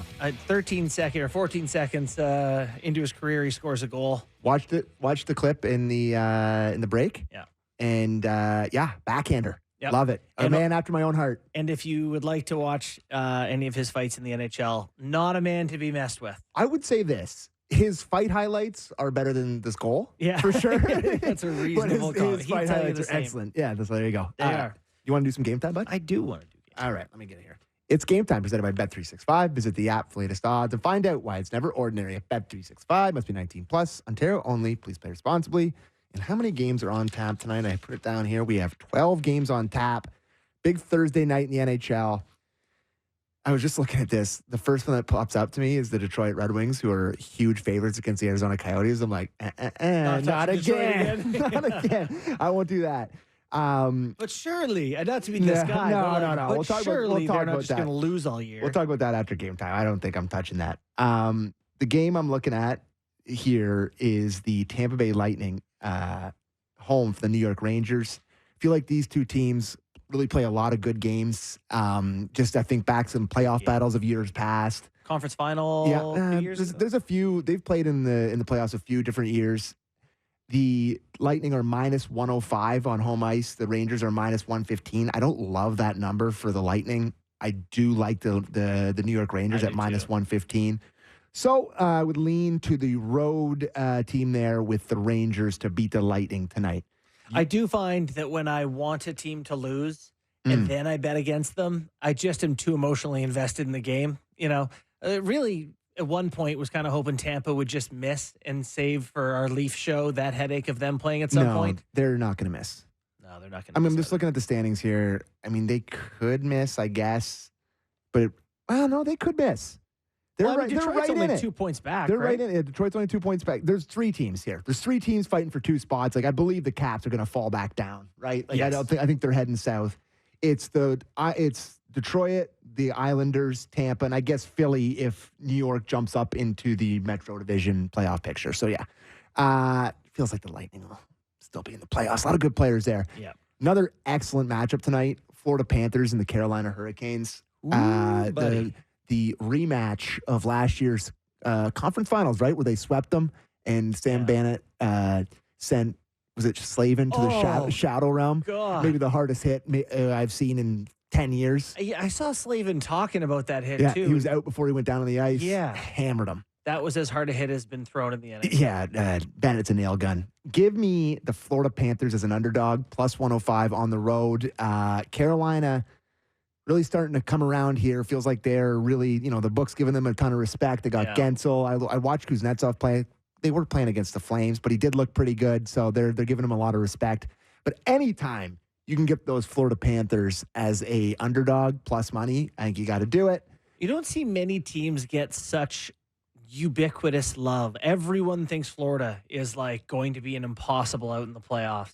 I don't remember, even when Boston had 136 points last year, it didn't seem as consensus that this is the team to beat. Well, definitely in the East anyway. Yeah, you know my thoughts on Florida, bud. Yeah, you love them. I just think they're Meow. to waste 8 days playing them. And the last one I'll give you, this is more of a long shot, more of a gut bet here. But the New Jersey Devils are in Dallas to take on the Stars. Jake Allen's debut tonight, plus 155, the New Jersey Devils. Love this. Dallas Stars just blew a lead to the Cats. Ottinger's struggling. They're a little bit vulnerable to me right now. So give me a long shot Devils plus 155 in Dallas. You ever bet double chance? The one where it's like I don't you- understand it. It's just if they tie or win, you get paid out. So if they get it to overtime, you get paid as well. Sometimes I do that for underdogs if they're long odds. But yeah.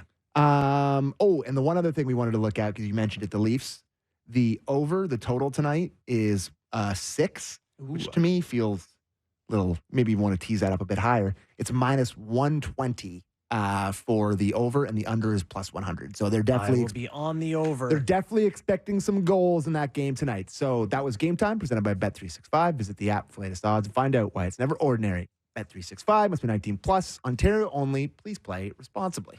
All right. So yesterday, there's a guy in the league who does media takes without knowing he's doing it. It's Nikita Zadorov. Oh, yeah. I love this. This is not like the first thing he said that's like he just kind of talks and, yesterday he gave a take in an interview, which was very much the type of thing you would hear Skip Bayless and Stephen A. yelling at each other about. We have the clip To play? Yes, we have the what a we producer. have the Zadorov clip, I believe. Derek, you want to play that? Best player in the world up there. He's humming right now, so we need to stop him for sure. I think keep doing what we're doing, working as the unit of five, play a strong defensive game. Everybody talks McDavid, Matthews, but you've played with them. In your mind, is McKinnon not the best player in the league? Yeah. Overall, the total package, speed, release, If I would have start a team? built a team, I would have built around him over those two guys because he's a winner. He won the Stanley Cup for sure. So he was kind of led in the question, but then he went above and beyond. Well, if see, I was going to build a team, I totally agree. And then he also says over those other two guys. So he doesn't just go, I agree, he won the Stanley Cup, I'd build around him. He says, if I were to build a team, I would choose McKinnon over those other two guys.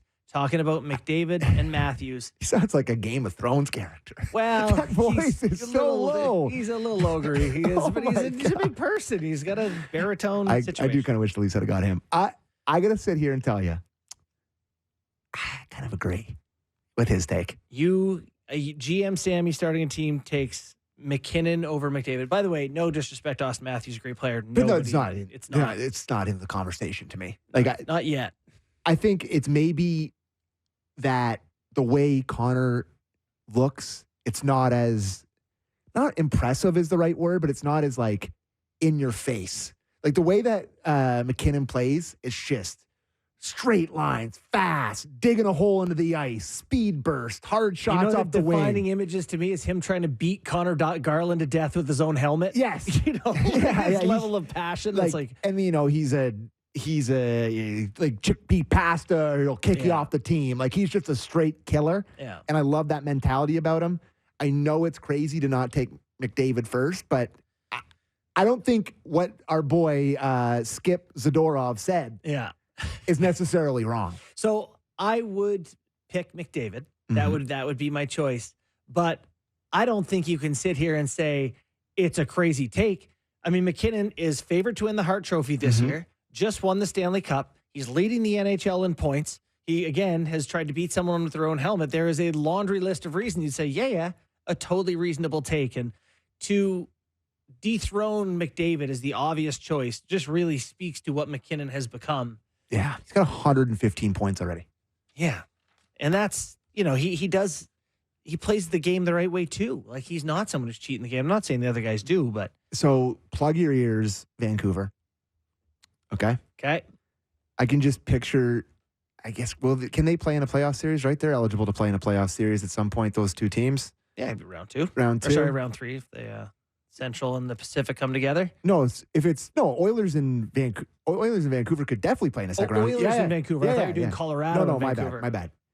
I got my divisions mixed up. So there's just plug your ears, Vancouver, like I said, that you get to the second round and you play the Edmonton Oilers in the second round of the playoffs. First game, they go in there and Connor McDavid scores a hat trick. You go down 1-0.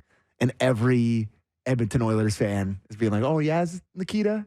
Oh yeah, you think McDavid?" Like, it's like the blowback option of this, where players and like, if there's a thing I don't necessarily want to do, it's give bulletin board material to the guy who literally is maybe the greatest hockey player of all time. Yeah, it's just a very dicey, dangerous game to me. It's really talking trash to a murderer. Yeah, it's like, you won't kill me. Kabang!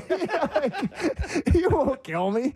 I just, careful, Nikita. Yeah. I love that you said it, and I love what I really appreciate it. But you got to play that guy maybe second round. It is funny. It is funny because there is this great temptation to act like the coach and be like, don't do that. Yes. Don't do that. We don't need you to do that. But on the other hand, we always complain. Want to hear guys give their opinion. Mm-hmm. I think guys, speak it freely. I think it's a reasonable take. And they also play together.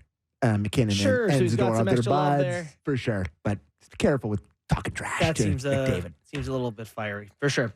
Want to talk about the Red Wings?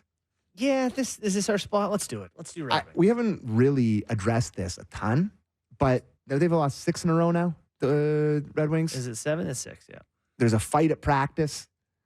I love that. I know you do. You were saying that you've been in a practice fight? Multi. Yes, Wow, I've been in 2 or 3 Bad practice teammate. fights.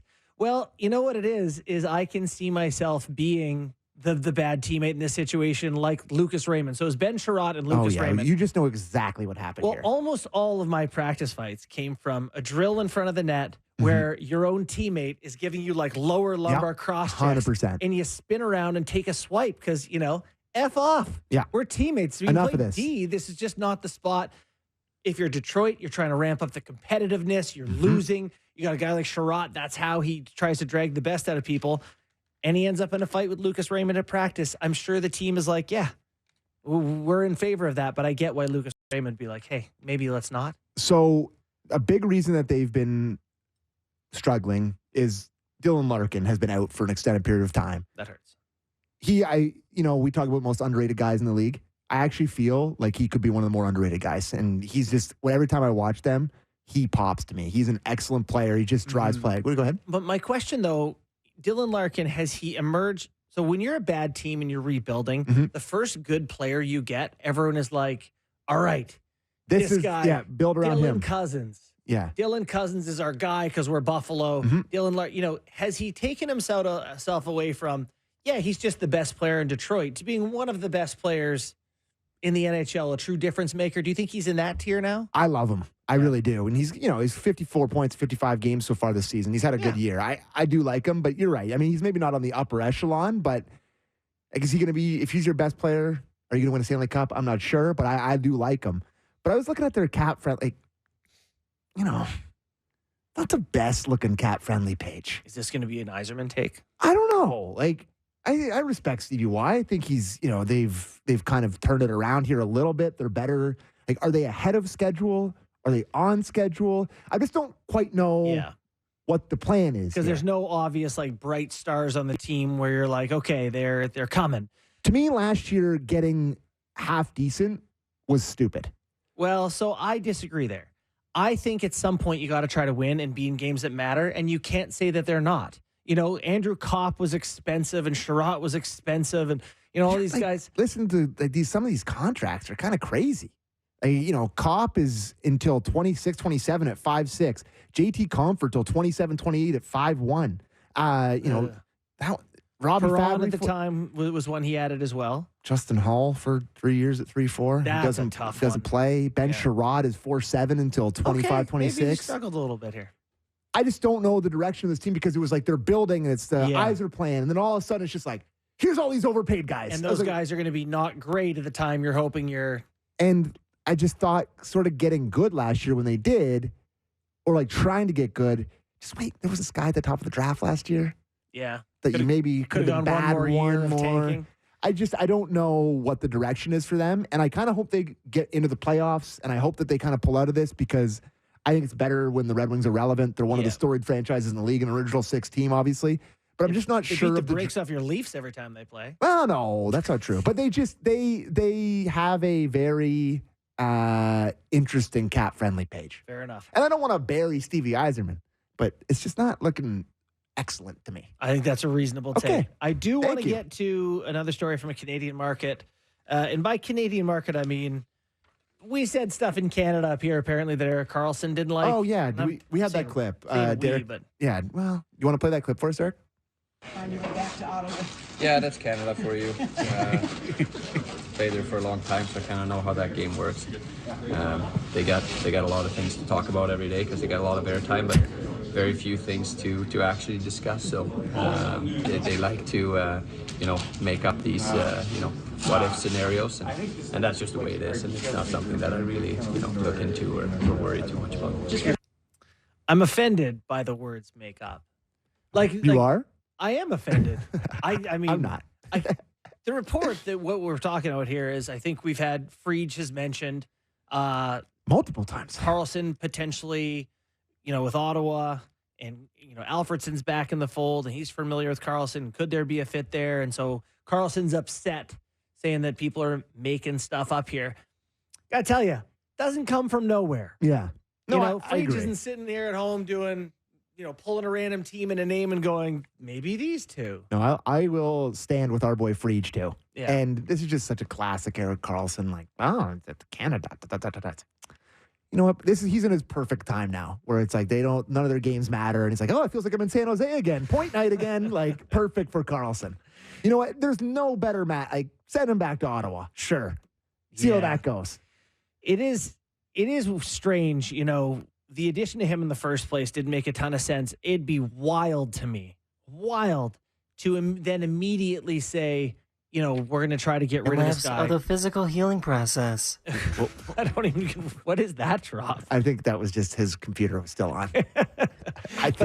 I do think it's just so far-fetched to think that, he ends up anywhere other than Pittsburgh trying to see this thing through. I will say, where it's been pretty imperfect. I will say, though, if Dubas, if there's one thing that Dubas has the skills and has the ability to do, is admit early on a mistake and pivot, right? Like, you think back to here with the Nick Ritchie thing. Yeah. Signs Nick Ritchie instead of Zach Hyman, by the way. Wasn't A to B on that, but it's the other $3 million went to Peter Mrazek, so we had to figure that out. Yeah, and Andre Kasha. Do you want me to keep going? I can remember this stuff. I think that he can find a way to admit that he was wrong and pivot and trade a guy. Yeah, and it's clearly, I don't know why he thought it was going to be a personality fit in the first place. Yeah. Like, I don't know Erik Karlsson personally, but I think we've gathered enough. Like, him and Burns didn't work great. And Kipper's tent pole takes is that it was stupid to have those two together. He's always talked about that. To bring him into that room and just the point that they're at, I never liked it. Mm-hmm. And I think maybe Dubas is like, you know what? Maybe he was the one who's like, yeah, we're trying to trade him. Yeah, I wouldn't be the worst thing, but I could see him moving on from him. Maybe not to Ottawa, but if someone's going to be like, we'll take that money, he'd be very happy to trade it, I bet. Yeah, not a lot of people can take $10 million for a defenseman. Friedman's was 21, but 32 thoughts came out today, and he wrote a little bit about Sidney Crosby and how he can't see him leaving while, Letang and Gino and all those guys just signed. But I do think the one takeaway from Friedge's piece that I really like is, you got to give Dubas just got there, and you got to give him a chance to turn it around, to see what it'll look like. You went all in again with the veteran guys, and it didn't work. First thing he does is flip Gensel for 3 prospects who are just about NHL age, whatever. I think it's worth Sid hanging around there, seeing if Dubas can figure something out for a year. Boy, you're still preaching at the church of Dubas. I know how this goes, but he traded their top guy for a Sioux Greyhound and 3 small prospects. Okay, I don't think there's anything to learn. How about Pittsburgh? The bobblehead thing, the Yager bobbleheads get stolen. This ended up being a bit. I don't know. Borny, you ghost wrote a tweet for me. You sent me a joke, and I tweeted it. But downgrading the carrier size from a big rugged one to a small fast carrier for the bobbleheads. We've done enough, Dubas. We have. If there was the golf thing, what was it, PIP, the PIP, where you get paid on how much you get talked about, we'd have earned him some money. Dubas is 100% winning it in hockey. On hockey Twitter, there can't be a more discussed guy. Off the ice at least. Fair enough. All right, well, lots of action tonight. Toronto at Philly. I know you're going to have your eyes on that. Leafs talk after, baby. Post game with JD Bunkus. Thanks to Anthony Petrielli, Charlie O'Connor, and Luke Gazdic for joining us today. Tomorrow we will be back for Off the Rails Friday. With Gordo. Gord Stella. Let's go. Dougie Mack. Should be a good time. Thanks for tuning in.